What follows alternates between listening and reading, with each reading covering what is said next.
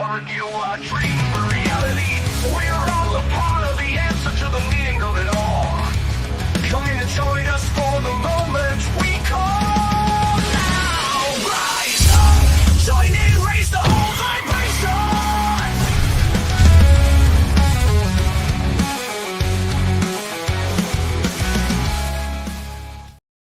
Hello, hello. Welcome to the Livestream of Consciousness. It is Thursday, May 29th. That's the live version of this moment. If you are here, it is Thursday, May 29th. Do me a favor and help me tickle the algorithm. And I stole that from Michael Phillip. But just comment hashtag live. If you comment hashtag live, it tells the algorithm somebody's here and maybe somebody else would want to show up. And thank you, Ninja Kitty, for always participating in the show. Good to see you. Like I said, it's Thursday. It's May 29th. I'm excited. My guests are starting to come in, and they're guests that are people that I don't know, which I really enjoy. I think the show started because I knew so many interesting people, and I wanted to kind of have a forum for all of the different metaphysical modalities that I was experiencing and all of the connections that I made between them. And now the community has grown with the Sacred Spiral Network on the West Coast, and Lara Starr, who had me on her show, she's also got an amazing kind of collective. She does a show, Coffee with the Collective, every morning, and addresses some really cool things that I think are not addressed every day in the mainstream, in the workplace.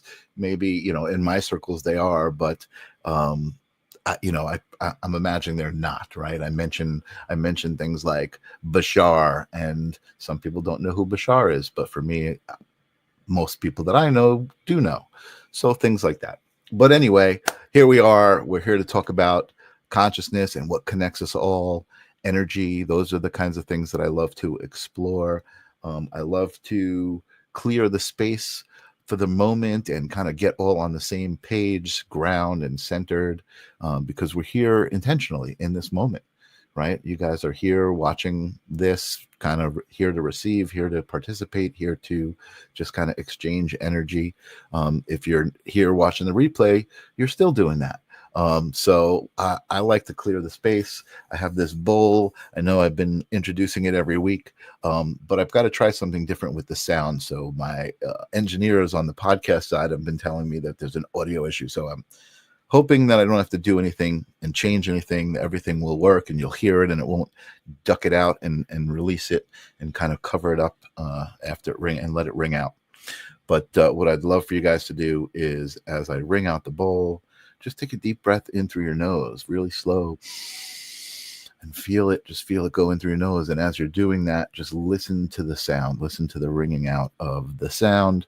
And here we go. Let's clear this space.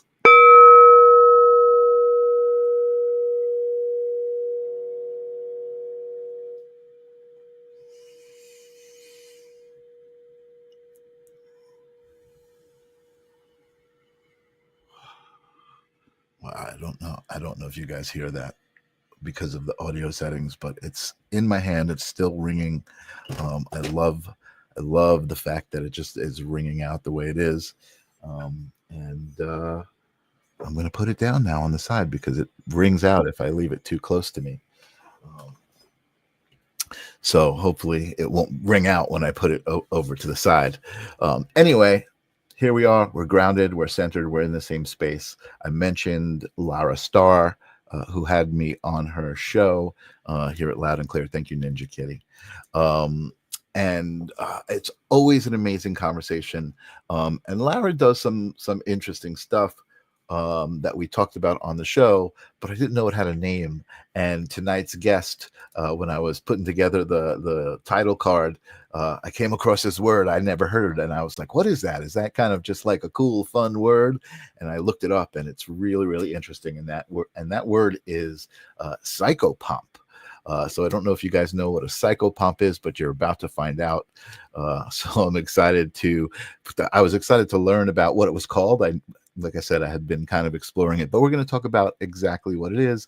Besides being a psychopomp, Randall Smith is also a Reiki Master teacher, a palmist, a shamanic practitioner, energy, right? That's what we talk about all the time. That's the connection. That's the reason for this show. He does it all. He's connected to energy in so many ways. So I'm super excited to have this conversation. Welcome to the live stream of consciousness, Randall Smith. How you doing? I'm doing just fine, Michael. How are you, buddy? I am doing great. I'm super excited to have kind of manifested this moment and have this intentional conversation with you. I feel like, we subscribe to a lot of the same beliefs. So I always love kind of hashing it out and getting a little new, different perspectives of those beliefs. So I'm excited for this conversation. I have an issue with electronics, so I might fade in and out here. So be patient. Okay. No worries. Patience is one of my superpowers. So we're good there. And I want to say hello to Hat Powser. What is up, Ascending Fractal Wonders? Thank you for being here, Hat. Always good to see you. And I want to start the show. I usually ask all my guests this and just kind of get us lubricated and kind of on the same page. But when we say consciousness, what are we talking about? What is consciousness to you, Randall Smith? Everything is consciousness. Animals, trees, the air, the water, the wind, everything is consciousness. If you sit and listen for a second, you'll hear it. It's like sitting and chatting with a bird or a dog or a cat, the water, the stream, all of it is, everything is consciousness. I love it. Absolutely. Perfect answer. I would even say you're as you were saying that, right, listening to the stream and kind of communicating with it, right, and interacting with its energy, I would say the breeze is consciousness. I feel very often laying on the beach, if I feel the breeze, I feel like the universe is caressing me. And it's just an amazing way to frame it, right, in your head for that moment, because you experience it on that level. Absolutely. Which is pretty cool. Awesome. So I said that you are involved with all these energetic practices. Psychopomping specifically is one I want to talk about. But before we get to that, there had to be a moment or maybe a memory when you realized that there was more to the world than just the three-dimensional physicality that we wake up in. Okay, I died at 6 of carbon monoxide poisoning. I was clinically gone for 20 minutes. And in that journey in the spirit world, I came across a couple of guides, and they took me to different dimensions and places of that sort. So we ended up at a room that had a big octagon-shaped well in the middle of the floor. And they guided me up to this well. And this was big. I was only 6 years old, and this place was big. So I come up to the well, and I saw that it had confetti-like energy going in and out of the well, I don't know, like you're cooking some kind of soup or something. So I was urged to put my hands into the well, and I did. And when I did that, Michael, I felt a tingling sensation, not a shock, but a tingling sensation. And then I pulled my hands back, and I felt completely different from what I did when I got there. So, wow. And when I did that, I had 4 directions appear, and they said, you can go anywhere you want, and I scanned, and then I looked back to my left again. And when I did, I woke up on the couch, and they took oxygen off of me, and my chest was sore from beating on me and all that. And it kind of started from that point on. So I grew up in a Southern Baptist family. My mom's dad was a preacher. So every time you turned around, I was going to hell. So, you got to get away from that kind of thinking, and you suppress it and you hold on to it, and you suppress it and hold on to it, and you get tired of being called a liar and this and that, because the things that you see, you feel, you hear, you smell, you taste, and you touch, I can predict things and things like that, and you get tired of just being called things, so you just shut up for a while, and at some point it gets you, and if you don't start using it, it'll make you sick. And things, bad luck just happens, and all kind of just bad things. So I started dabbling in it again, and realizing what had happened to me. And there was not a lot of people to talk to in the 80s, the 70s and 80s. It happened in 68. So Wow. growing up like that, growing up like that was kind of, kind of crazy. So like I said, I see things, I hear things, I talk to spirit all the time. I'm always, if I'm talking to myself, it's usually a staff meeting, or I'm talking to spirit or something of that sort. So trying to figure out what was on with me, because there was really not, like I said, nobody to talk to. So I started investigating near-death experiences and stories and things like that. And there wasn't a lot of published at that particular time. Raymond Moody was out, and Daniel Brinkley was out, Kenneth Ring, and a few others were out. So I really dove into that, and I became a member of IONS, which is International Association for Near-Death Studies, which was founded by Dr. Bruce Greyson. And Dr. Bruce Greyson studied me from 1997, 98 up until just a couple of years ago. So, Wow. and he studied me because I was a child of a near-death experience. And his latest book was written about children of near-death experiences and how their life has been and how they've been able to cope and this and that. So in regards to that, I started studying shamanism. And in studying shamanism, it teaches you how to be able to journey to the dimensions without any use of drugs and things of that sort. So, I could sit in a chair and travel. So being able to use a drum and voluntarily and, systematically hit the drum and use a monotonous beat to be able to change your dimension mentally, and being able to do that, then it opened that door up even farther to be able to see and hear spirit and things of that sort. So, I've always had spirit talk to me for the longest time. And, they would ask for help and not really knowing what to do to help them cross over. You ask for, their parents and folks like that to come, but not really knowing. So I took some classes in psychopomp. It actually was advanced depossession and curse unraveling. But Say it again. I'm sorry. What was it called? It was called advanced depossession and curse unraveling. Okay. Advanced depossession. So, 2 years of that. So it helps. I don't believe in possession because, we have full faculty going on here and we know what's going on. So in order to let somebody completely take over you, you got to let go completely. And a lot of people just have a hard time doing that. So taking those classes, then it really taught me what I really needed to do in order to be able to help people cross over. And in doing so, then I run across other things, Dr. Edith Fiore and Dr. Balk Walden and just a bunch of other people. And, I studied that and was having a lot of success in helping people cross over. And I was finding, too, that not only I'm having success in helping people cross over, but I'm discovering that there's a lot of folks who have attachments. And again, I won't say possession, but an attachment is a spirit who is attached to you, causing you to do crazier things. So, there's been instances where, alcoholics have been removed and the person stopped drinking immediately and hadn't touched it since. So, there's some validity to this. So I seriously dove head first into that. Okay, we got this going on. So how do you get people to come to you? You just can't go out and say, hey, I take care of possessions because now I'm considered a cuckoo. Right. So I started doing Reiki. Everybody wants a Reiki session, So once the Reiki was taken care of, and I'm a Reiki Master, been a Reiki Master since 2003, but I've been doing hands-on healing since I was 6. Wow. But when people would come to me, and I can tell that you got an attachment because of the way that I'm feeling. My thoughts are discombobulated. I can't think. I'm angry and typically not my demeanor.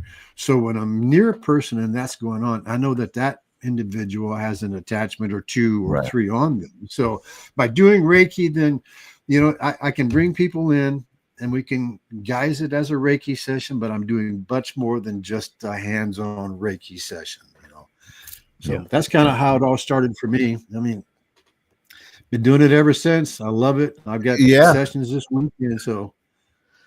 That's really interesting, and it's interesting that you talk about the Reiki kind of as a an intermediate step of the uh, demonic depossession, you called it.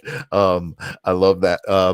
But because my partner, the quiet healer, who's here, hello, she does Reiki, and that was bleh, I'm stepping on my words. It was the first time that I met somebody who does Reiki combined with mediumship. She's also a medium, and she explained to me that that was kind of the way that the messages would come through. She would get the person relaxed enough to the point where she could then energetically, get the messages, right? So energetically, she was working on them physically, Exactly. and then spiritually. So I want to kind of back up, because you talked about this, and I like the fact that you're kind of saying it's not really a possession, because I learned about this but through watching Lara, the whole idea of an energetic attachment, right? The idea that spirits that are in the energy realm attach themselves to your energy and affect you. Absolutely. And that's exactly what you're talking about. So I just kind of wanted to break it down for people who may not have gotten that that's what we're talking about. And I I also like the story because I had never heard that before, a near-death experience with that very specific recollection of putting your hands in the well, and this energy, this description of like cooking, right? Water, like these particles, kind of confetti, you said, putting your hands in, and then being given a choice, and then boom, you're alive again. I want to go back to that moment for a minute, because again, that was the story that you told me about realizing there was something else, right? So when you came back, you had recollection of this whole story because you just told it to us nice and crystal clear. But what else happened? Like, so, or was it what was happening after that? You said you came back and you felt different. So now Yeah. were you seeing I energy? You were feeling energy? Yeah, I've seen auras and energy ever since then. The thing that got me was talking back to what I'm hearing going on right here. I'm not schizophrenic or nothing like that. I have validation upon validation upon validation messages. But anyways, if it wasn't for the fact I believe that I can communicate with spirit from somebody who has passed but not crossed over, and bring others from spirit to help them cross over, to me, that's the key to having a very successful psychopomp session or whatever. I just did one on a gentleman in Florida. I mean, I'm in northern Indiana. We talked text wise, and he sent me a picture, and as soon as he sent the picture, I tuned into it, and I can feel he had attachments on it, and I told him what I was feeling, and he told me the symptoms he was having, and besides his mouth opening up all the way type of deal, and then I said, this is what I'm going to do, and I went through the steps with him, and a couple of days later, he texts me and he says, I'm beside myself. I cannot believe what has happened here, and I still need to talk to him again. He asked for a phone consultation. I need to do that yet, but yeah, he was amazed. And this stuff, it works. It works. The thing is, Michael, is we're a hollow bone. All we're doing is holding space. We're prepping the stage. I'm a professional drummer, been a drummer all my life, and I just retired. I retired in 2003 from being a professional musician. Just too much of a headache with everything else going on, Yeah. And when you're sensitive and you're playing in nightclubs, it really bombards you. So I got out of that. But anyways, so going back to it, there's no separation in space and time. I can tune into your voice, and then once you've asked for, family, friends, and loved ones of those who are trapped here to come forth and assist with and help with the healing, then the light appears, and those folks come from the light, and you're basically just holding space. And they're doing the work. You're guiding. Then if you get somebody here who's asking questions, and you can hear the questions being asked, I've been to the light. I didn't stay there a long time, but we came from the light. We're going to go back to the light.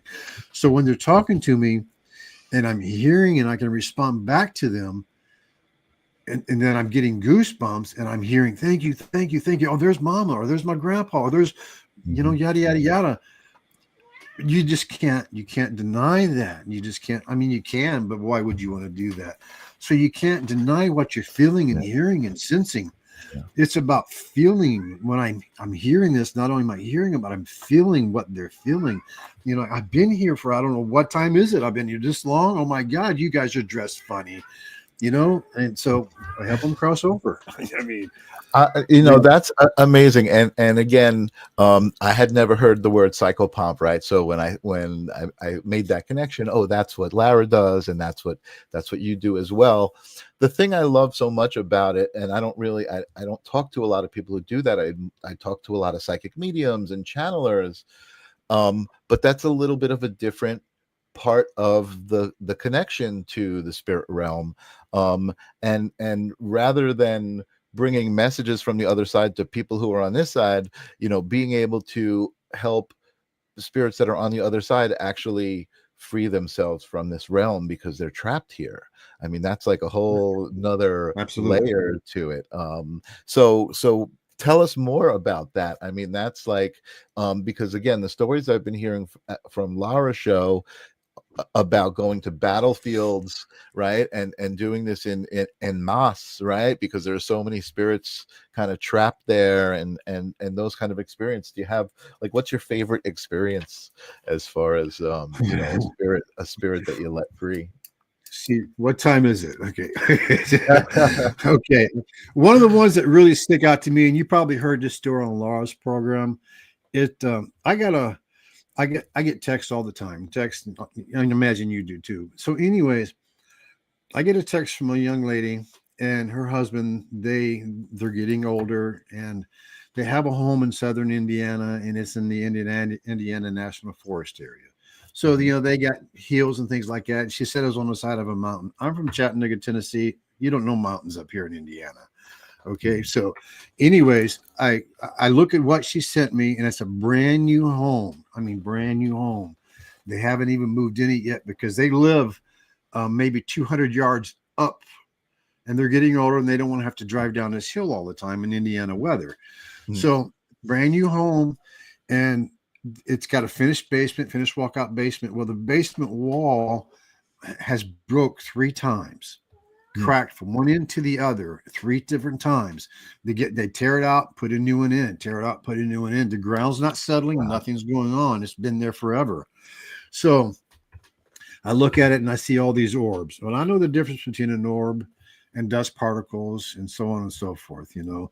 So I'm looking at this and I'm going, yeah, there's a bunch of orbs in this picture. Okay, I can sense what's going on just by the picture.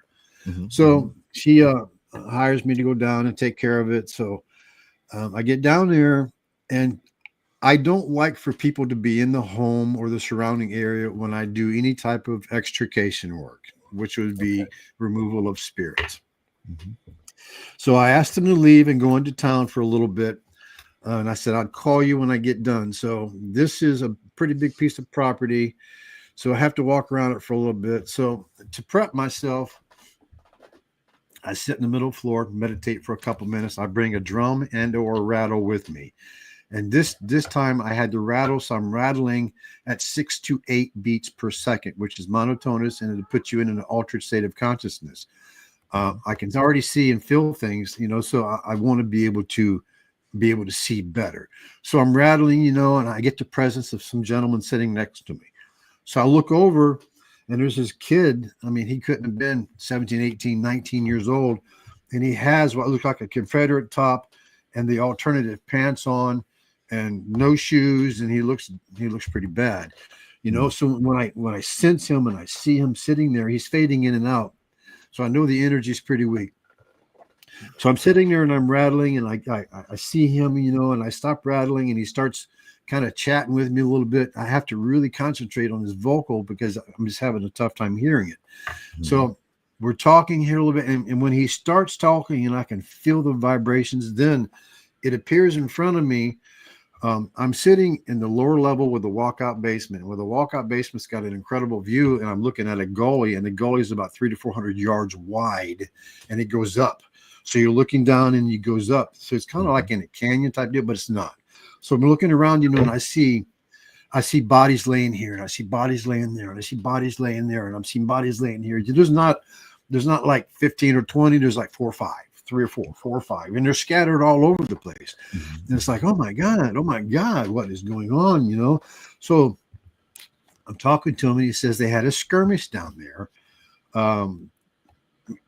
He said they had a skirmish, and I don't remember exactly. It's been a while back. I don't remember exactly who the skirmish was against, but they were farmers, they were blacks, they were Native Americans, and they were all against somebody.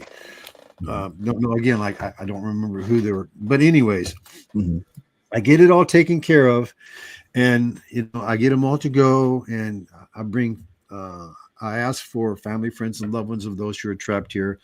And in situations like this, I ask for rescue spirits of the light, and I ask for warrior spirits. And when they come, they're on the battle mentality. When they come from the light to help those who were in the battle mentality, so it helps them to cross over. So when these people appear and there's conversations going with them all, then you just see this mass exodus of just white and gold light just everywhere. So I'm feeling it. I got goosebumps all over, and this is really high energetic spot that I'm in. So when this is all taken care of, there's kind of a calm in the area, and the gentleman says, "Thank you, thank you, thank you, thank you." And he's just thanking me profusely, and I thank him for allowing me to be able to be there to help them. Since this is all cool and taken care of, and I'm scanning the scene, and I feel just absolute peace, just peace beyond peace. So when that's done, I'll rattle. And when I rattle, I'm closing that door that we opened so that they can go through. So I'm rattling the whole property, the building, and I go out and rattle the whole property just to close things off to keep the activity down. Right. So sitting there, and it's kind of an emotional thing when you're seeing all this and you're feeling all of it, and his anguish, and they've been there for, I don't know, 150 years, however long it was. But the spirit's been in that spot for that long, so after it's all said and done, I'm blessing the place, and I feel just extremely good about what had happened. So I called the lady and her husband, and they come up, and I was telling them about what was going on, and I told them the story, and they said, "Hey, take a little trip with us." And I said, "Okay, I can do that. I'm kind of hungry. I'm thinking they're going to take me to get something to eat, So we go down there a drive. The drive was probably half mile, 3/4 of a mile long, going down this big hill. So we get to the bottom of the hill, we turn to the left side, and we go around the back right here, and we went, I don't know, 400 yards from the driveway. And she pulled right into a cemetery right behind the property. Now, I didn't know that was there. I didn't come in that direction. I had no idea it was there. And she goes, "Look," and I said, "Oh my God." I don't know how many graves are in that cemetery, but there were a lot. There were a lot. So that was probably one of the most memorable experiences as far as. That's cool. Yeah, it was. I'm telling you, man, it was just awesome. That so was cool, crazy. man. So That I was want to ask a question about the drum, because as you were telling the story, I was just imagining that's kind of probably a technique to get yourself into like a hypnotic state, kind of. Is that? Yep, exactly. Yeah, at 6 to 8 beats per second, it puts you into theta. When you're into theta, that's where the dreams are taking place, theta and delta.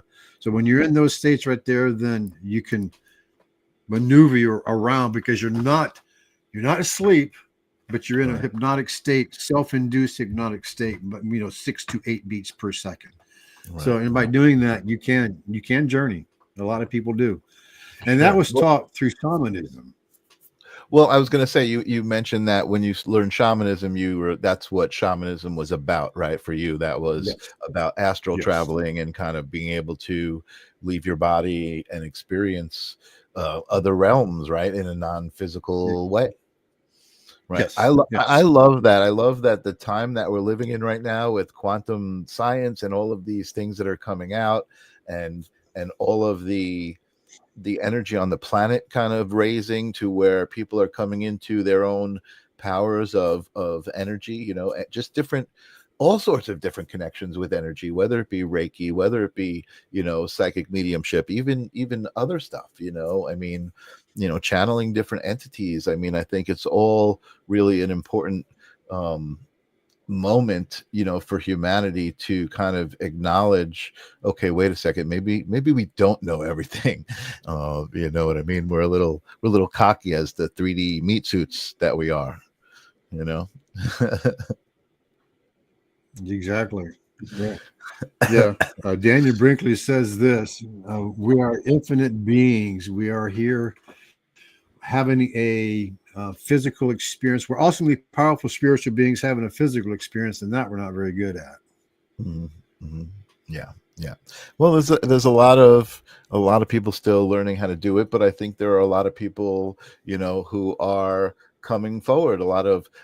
I'm not a big fan of like terminology, right? But like a lot of light workers, right? Who are people who Right. do have this, unique connection to source, whatever aspect of that it might be, and they're able to express it in a way that other people are like, oh, wait a second, there is something here beyond this physical, aspect that we're kind of, has been molded and shaped into something that it wasn't necessarily supposed to be. Maybe, who knows? Yep. TV's done that to us. Yeah. I think a lot of things, I I say it here very often. I'm not really into bringing on like guests who are really talking about lots of conspiracy theory stuff, and because I feel like it carries a certain energy. But that's not that I don't agree with the ideas that are being presented, right? So interesting. Yep. And I'm just responding to what you just said, right? TV did it to us. I feel like personally the industrial age itself was a big left turn for humanity because it separated us from the earth. We didn't need to grow our own food anymore. We didn't need to kind of be in connection with the cycles of the sun and the seasons, and we really separated ourselves from that through convenience, right? Through the convenience that wasn't necessarily asked for. And listen, I'm guilty of enjoying that convenience, right? I live in a nice warm house. There are certain things that I definitely understand, kind of keep me in a system that I don't necessarily agree with.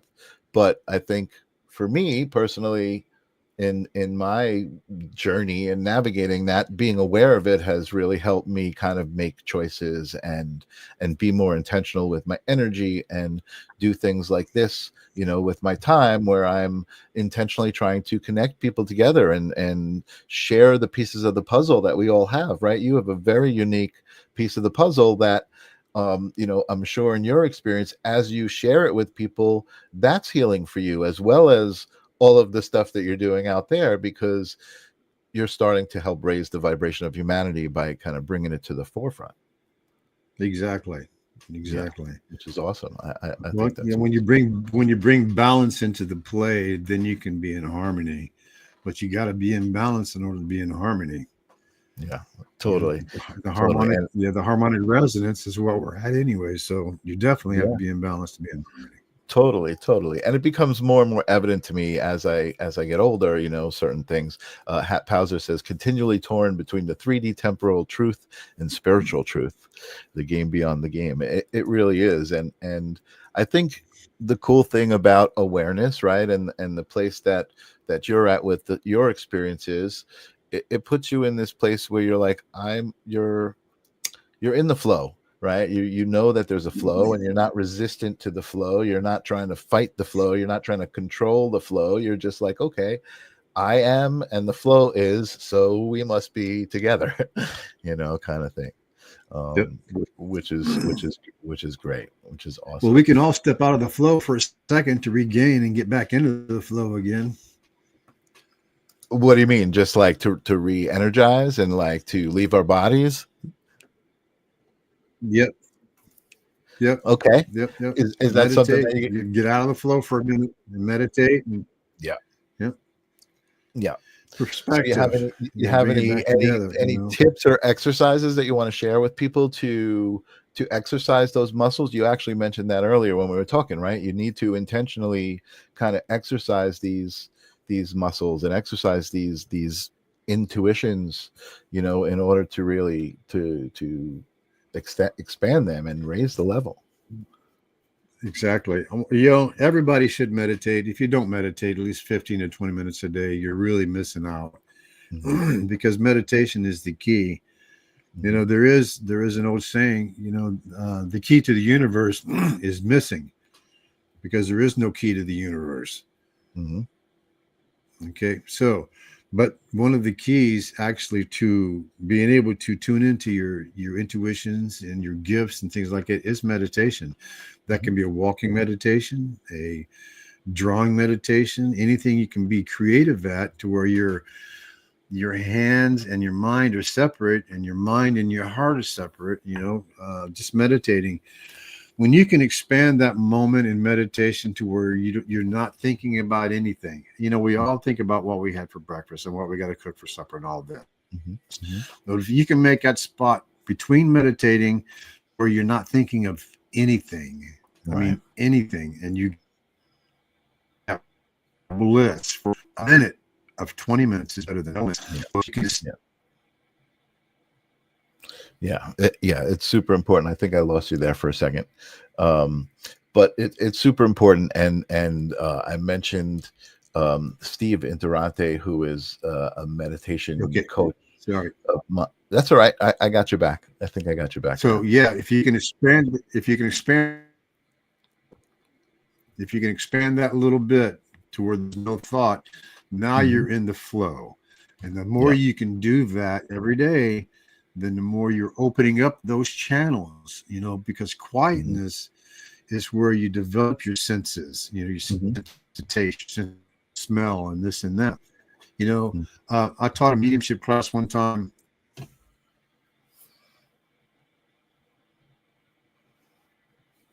See, I told you I have electrical problems, man. That's all good. So, I got your back anyways, now. You taught a are we on? mediumship.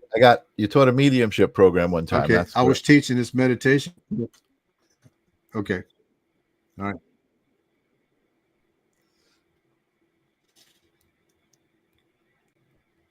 I got you. I see you. Okay. You co- you Okay, coming in and very out. good.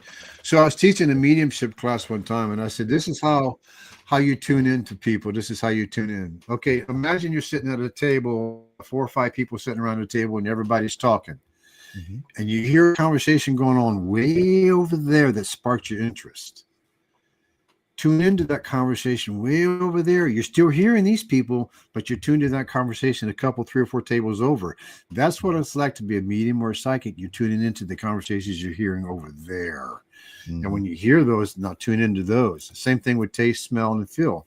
You know, if you're feeling something, or women have more of a high intuition than men do because they pay attention to the belly. We pay attention to football games. You know, so when we can pay attention to how we feel, because you know, our body is our meter. You know, if somebody's talking bad or a real bad energy, you find yourself pushing away from them. If somebody's speaking truth and this and that, you find yourself leaning into them. You know, your body is that meter, and you can feel. For me, I feel if somebody has an attachment on by the way that I feel. You know, am I anxious? Am I angry for no reason? What's going on here? Do I feel like drinking for some reason? Do I feel like Mhm. killing myself for no reason? You know, it's like, okay, now I need to tune into the person that's making me feel like this. There's something going on there. So Mhm. that's kind of, and that you can get to that by meditating. Okay. Mhm. The energies, you can get to those energies by meditating, and you have to be able to do that. You know, however you need to do it, but you need to at least meditate 15 to 20 minutes every day in Mhm. order to tune into those. And when you do, start testing yourself and teasing yourself, you know, pick up some cards, play with the cards. You know, I used to do it with the phone until we got caller ID, and that didn't work, you know, so, but yeah, That's just fun. test yourself all Yeah. the time. You know, it's interesting that you're saying that. I'm going to ask you a really weird question. Um, I heard your cat, right, talking. Yeah. Very, very awesome. You have a very vocal cat, and I know that because I had a vocal cat who, like, sometimes almost sounds like they're saying words, right? It's Oh like yeah, we talk all the time. I can tell. But the question I have for you is this: do you have a fishbowl or something in the room with you there, like maybe No, some I sort of do not have odd little pet? You know? I don't have a fish bowl here, but I do have a fish tank upstairs. No, okay. No, that's not But yeah, it. no, I don't have a fish bowl here. No, I got enough cats, man. I don't need any more critters. Yeah, that's awesome. So, the reason I was asking you that is because of this conversation that I heard recently about being in control of existence, right? Through your thoughts and through your energy and through reality. And the idea in the conversation was this: a lot of times when you're driving, you kind of get into this automatic mode, right? You're just like, you drive, and then kind of all of a sudden you're at where you're at. You don't even remember, that kind of thing.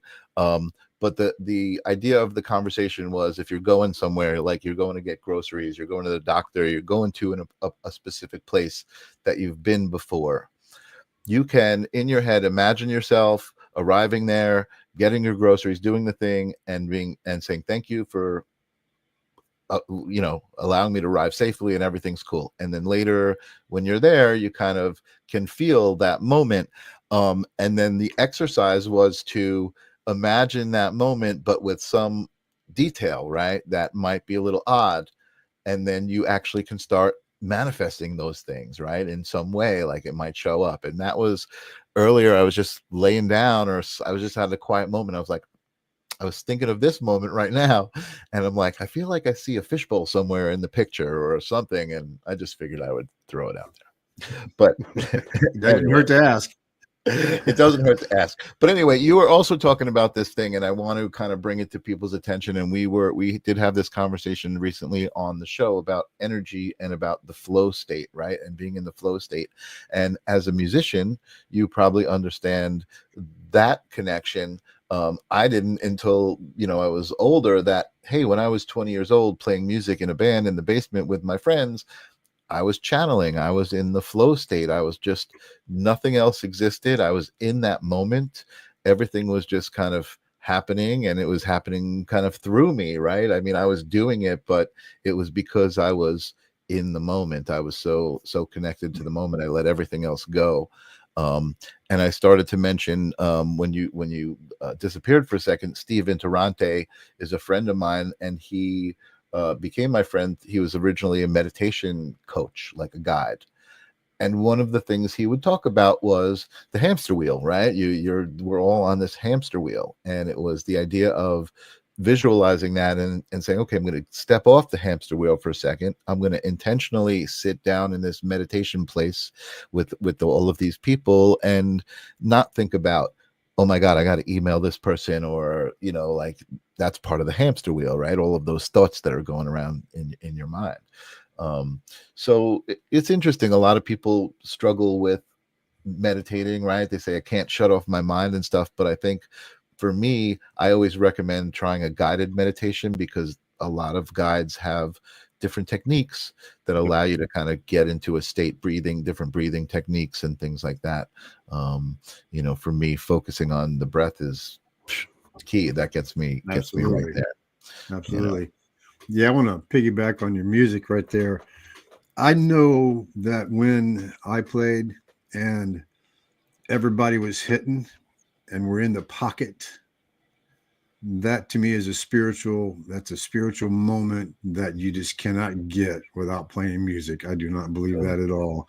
Yeah. I know I can put on some records or whatever, I'm dating myself, put on some records, put on the headphones and jam to it, Yeah. Then, you and even playing with stuff through headphones, you're in the pocket. You just feel like this is it. I'm rocking, I'm whatever. But being in that pocket is the same thing when meditating, when you just feel, you feel like you're just channeling the good information in the meditation, and you don't want to come out of your meditation.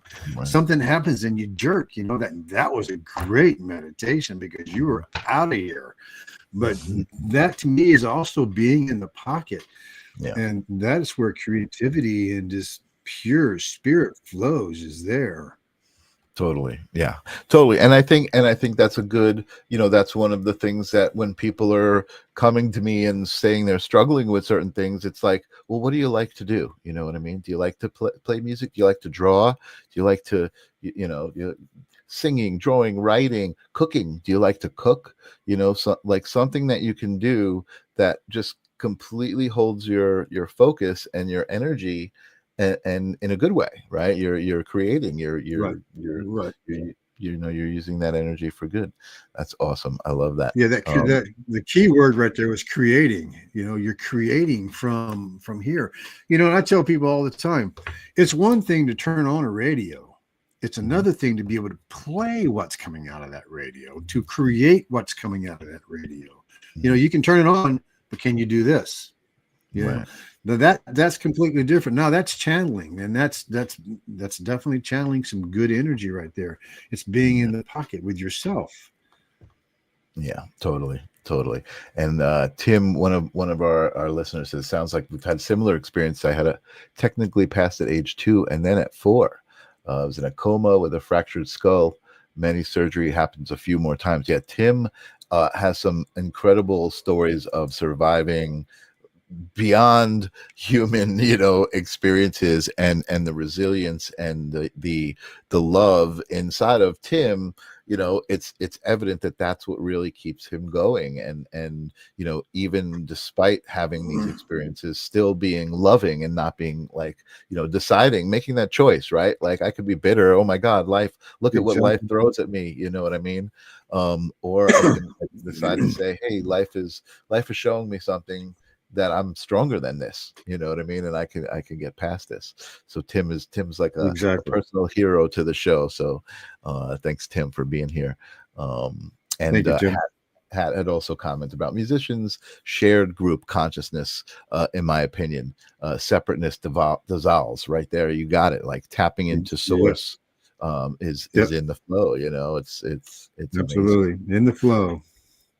So what is Randall Smith, after this crazy life of dying at 6 and then becoming spiritually connected? What are you doing now? I mean, again, I see you and Lara kind of hooked up recently and are talking about doing these really cool collaborations.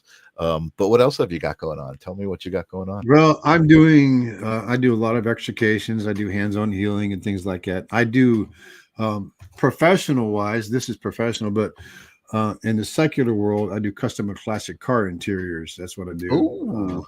I do that for a living. So hence the stuff behind me. But yeah, I've been doing that since I was 17. So I've been doing it a couple of days. I really thoroughly enjoy that. It's, again, that's creating. I'm tapping into that. I was just going to say a million percent. Like there's your balance between the 3D world and the spiritual world, right? Because how much you enjoy that, what kind of zone you could get into. You're like, oh, I'm going to do that, and you go somewhere else when you're doing it, right? You have to be in a zone in order to be able to create some of the projects that I've done. I mean, same thing with music. You got to be in a zone to create some of these things. So I don't know what they think about channeling, but we all channel. Everybody channels. It's just I don't let a channel completely take me over, but we all channel, and it's a form of creating anyways. And in being in that, when you're in that creative mode, you're using parts of your brain that you typically don't use. And if you listen closely, you'll be picking up messages for things or for people or for yourself, or you can hear things or smell things or taste things or get epiphanies about this or about that. Because once you open up and you're in that ho'oponopono, when you're in that, now you're in the flow. And when you're in the flow, that's when the magic happens. Yeah. Everywhere. Totally. That's how we create. Totally. And in doing that, so we manifest. So yeah, and it sounds like you've kind of created this life for yourself that's just exactly who you're supposed to be. Well, I didn't necessarily create this. It just kind of, hey, you're going to do this and you're going to like it. Hey, I like it. So thank you. So yeah, I was kind of learned to like it. I learned to like it. But you know what though, Michael? It didn't take much to learn to like this, because when you help somebody cross over that's been here for 100 years, 200 years, 300 years, 400 years, 500 years. It does something to you, bud. It just does something to you when you can feel it, when you feel it in your heart. Yeah. You cannot deny it. You get coached like right now, dude. If you could see that, oh my God. When you help somebody cross over, and I'm just a hollow bone. It's spirit that does the work. It channels through me, and I allow that. My guides and myself allow that. But when you help somebody cross over, a greater reward to me is when my daughter was born.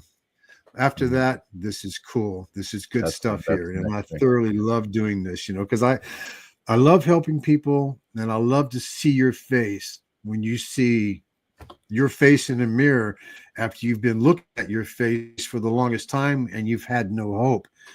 And now you got a hope because you're there and there's nobody else there with you. That's the same thing with helping somebody cross over who's been here forever. Help them go home, man. The praise and thanks that I get, it's just, awesome. I've played in front of 100, 200,000 people before, music wise, but that's nothing compared to just that's awesome. Going home. And you've got me very curious now, because I've heard the stories. I've been watching Lara, and we've just had this discussion, and I definitely get it, and I can kind of imagine it, right? But for me personally, because of who I am and because who my friends are, and I've told my viewers this before, I kind of have this psychic fetish, right? In that I don't go to a psychic to get a message. I'm not looking for any messages, so I have no reason to go to a psychic myself. But I love being around psychics doing readings because of what you're talking about, this energy, this healing energy, right? The person that gets the message, the person that delivers the message, the psychic himself, my friend Christopher. I'm like, wow, you must get so much healing from that, just like you're describing now, but you've just added an extra layer on it, which is somebody who's been trapped here for hundreds and hundreds of years, and freeing them to go into the light. Like that's got to be, I can only imagine. I can and I can't. It's awesome to hear you. Can I tell another story? Absolutely. Okay, all right, please do. I'm gonna pull Reiki into this one here. Cool. Well, the lady knew what I did besides the Reiki, so that's why she came to me. But I got a call from a woman I've known for a very, very long time, very good person, and she was having some serious problems, and I felt it as soon as I recognized it when I seen her, seen her name on my phone. So, and I felt it as soon as I said hello, and I just, oh my God, there's something serious going on here. So she goes, I need to see you, Randall. I got to see you. I said, okay, when you get back, let me know. I didn't ask where she was. I didn't care. I just knew she was gone on vacation. So she gets back about a week and a half, 2 weeks later, and makes the call, and I get her in, and when I do a Reiki session, typically I start at the head and then I work all the way down. I don't touch any word private, nothing like that, but I go all the way down the body. But the moment I touch your head, I'm tuned into you. There's things that I do beforehand. I do my prayers and I ask for guidance, and I ask for all my guides to come in, and depending on the situation, I am always asking for those who are related to family and friends of those who are trapped here or possibly stuck here to come forth and assist and help with the healing. I always ask that. Gotcha. And when I do, there's always a light somewhere within the room that will appear. It's very dim to most, but it appears somewhere in the room. So when she come in, I've already done all this, and I'm ready for her. I'll have her lay her on the table. I'll cover her up with a sheet for privacy. So I touch her head, and as soon as I touch her head, Mike, I saw a man who had a wheelbarrow, an actual wheelbarrow, and in this wheelbarrow there were bodies laying in it, 4, 5, 6, 7, I don't know, but there were bodies laying in this wheelbarrow. Wow. He would take it and he would roll it, take it and dump it in the pit, go back and get more, take it, roll it, and dump it in the pit. And I seen him do this time and time again. As I've got my hands on her head, I let go. I had to back up. I'm going, oh my God, what did I just see? I smoke pot occasionally here and there, but I don't do anything that's going to cause that kind of hallucination stuff, you know. So it's like, oh my God. So I go back. I ask for more protection, and I do all that I do, the ritual stuff. So I touch her head again, and as soon as I did, I'm back to the same scene. And that typically don't happen unless there's something going on. So I see him, and he's dumping. And I said, okay, I got to get this guy to cross over because he's causing her some problems. So I'm talking to him. I get his attention. So I'm talking to the guy, and he leaves, you know, and I'm thinking, oh, cool, got it. Boom, he pops back and he's got the wheelbarrow again, and he's dumping these people. And I'm thinking, oh my God, what did I do? So I get him to cross. He crosses. Boom, he comes right back again. It's like, oh, I'm not doing something right here. Something's going on. Something's bigger happening here. So I asked for more help. So I'm working on him, and then boom, it comes into my head. You need to cross them over first, and then he'll cross. So I'm going, okay. So there's a lot of people. There's a lot of people in this pit. So I got as many people as I can get to come from the light to assist with the healing in this situation. So it's just like, boom, sparklers going off. All these spirits are taking off. And then finally he goes, thank you. Oh my God, thank you so much. And as soon as that happened, I seen her body just relax on the bed. And it's like, oh, wow. You know, so I do her entire system. I get her chakras going again. And in doing what I do the infinity symbol over the body. I ask for Archangel Michael's sword, and I'll cut all emotional cords that have to do with anything. You can't cut the silver cord for a person's life. You can't do that. But you can cut and ease all pains. So I'm doing that until I feel no drag.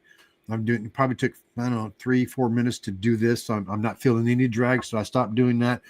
I do her chakras. I get her body all lined up and get her taken care of and close at her feet, you know, and this and that. I get her some water so she can drink afterwards.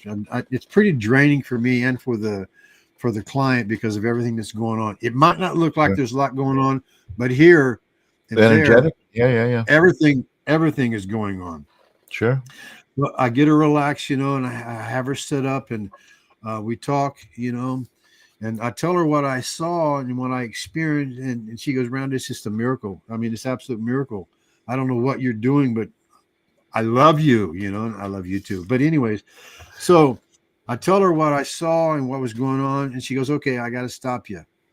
She goes, "We were at a concentration camp in Germany to study all that and to go through all of that." So she said, we walked the entire place. We walked around where they would let us walk around.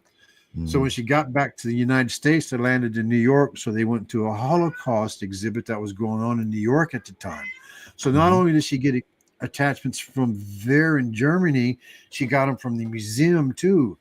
So, I mean, I thought, you know, you think sometimes, Mike, that you're going crazy because it just all of this is just fantastic. Validated everything. This is, you know, I'm sitting there going, oh my God, really? That's crazy. You know, so she validated everything that I was telling her. So it's like, oh, you know, and her husband was in the other room and he did too. He said, "Yeah, we just got back from Germany." That's amazing. So that was one of those moments that concreted in me that this is what I need to be doing, because I don't know how many souls crossed over. I couldn't even imagine how many souls crossed over at that particular day, but there's still more there that need to go, you know. But that was one of those, Michael, that just floored me. That's such a great story. Thank you for sharing it. And I'm imagining that, you know, this is a piece of the bigger puzzle, right? This shift in humanity, this rising of the vibration is now people like yourself who are freeing the spirits that are trapped here. So that's a part of, you know, making space, right? It's almost like clearing the space. It's interesting. You said at the beginning of the show, I don't know if you know, that I do another show on Tuesday nights on a different network, and the name of that show is Holding Space. And you were talking at the beginning of the show, and you were talking specifically. You said it a couple of times. You said the idea of holding space, you know, and you were talking about the spirits. But that's really, but I think that's really what I do, and I think that that's a part of the bigger picture too, right? The raising the vibration of the planet Yep. is holding space for each other, because Yep. we've been conditioned to kind of be divided and be afraid of each other, and Exactly. not, and love is gonna help us join together and understand each other, and that's really Absolutely. In order to be able to hold space too, we have to be in harmonic resonance with ourselves and the surroundings. That's how you hold space. If you're not in harmony or balance, you're not able to hold space. So you're doing great work, Michael. Proud of you, Absolutely. bud. Good job, man. Thank you, man. I really appreciate it. Yeah, and I appreciate you wrote to me and said, "Hey, I watched your interview and I enjoyed it." Sasha Stone, I think you watched his interview, which that was a lot of fun for me. And that's what I really love about this whole thing, right? Is that I was a behind the scenes kind of guy. I did this for other people. I produced podcasts for other people, and I ended up in front of the camera on a kind of a spoof, an accident, and it just became such a comfortable place for me, and I love doing it, and it just felt like it was interesting because I have so many friends who, like I said, they practice different metaphysical modalities, right? And I resonate with all of them. I know that power exists within myself, but I don't specifically practice one. And I found that this is it right here. This is my modality, is just holding space for people and holding space for the audience. And man, you're so much fun to talk to, Randall, and those stories are great. Thank you so much for taking the time to come on the show and share your piece of the Not puzzle. a problem at all, Michael. Yeah. Anytime. Awesome. Anytime. Awesome. I'm going to put you in the green room. I want to sign off, but before I do you have anything to say? Any words of wisdom? Any words of love? Any jokes? I don't know. Anything that you want to say before you? Okay. In the near-death experience, everybody will experience this at the end of your life. Okay. You will become everybody you've ever encountered. So watch what you say, watch what you do, because I guarantee you this, you will become everybody you've ever encountered. And the same goes for them too. So if you've had somebody who wronged you, not only will they become you, but they will experience what becoming you did to his family and friends and this and that because of your action. Wow. So you will become everybody you've ever encountered. That's awesome. So watch what you I say. never heard anybody say it that way. I you hear life review and this and that, and you hear all these different perspectives of it, and that's so brilliant. Oh, Randall, thank you so much for that. That's awesome. Thank you, Michael. Appreciate it. Totally cool, man. We'll definitely have you back. I'm going to put you in the. Don't sign off because I want to say goodbye to you personally. But let me sign off my show, and I'll talk to you in a minute. Oh, guys, I don't know if you guys feel the way I feel after the shows. I feel really energized. I feel so happy to have met another energetic soul who is just aligned with the purpose of doing good on this earth.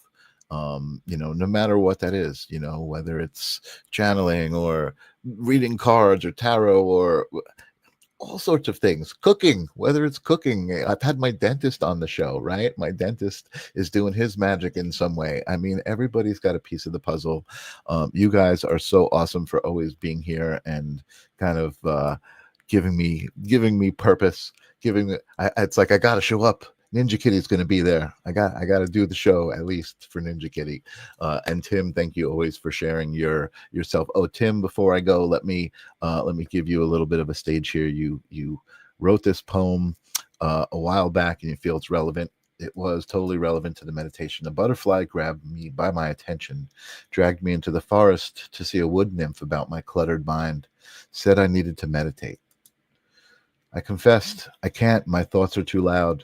She bit me, paralyzed me, and ate my brain. It's been all quiet since. I guess meditation works. That's a great poem. Thank you for sharing that, Tim. That is awesome. And I will see you guys on Tuesday. I had a list in front of me and I couldn't find it. Kelly Brickle from Holding Space, from the Sacred Spiral Network, has booked me all through June for Holding Space. So I've got a whole bunch of new people I'm going to meet on Holding Space, and then on the live stream of consciousness as well. You guys know it's always cool. So just, if you feel like showing up, show up. Tell your friends about it. Like I said, tickle the algorithm. Let them know you're here. If you're watching the replay, #replay. Until then, I will see you guys next week. Peace. This is the theme song for the live stream of consciousness. You gotta ask yourself whether reality is a dream or you are a dream for reality. We're all a part of the answer to the meaning of it all. Come and join us.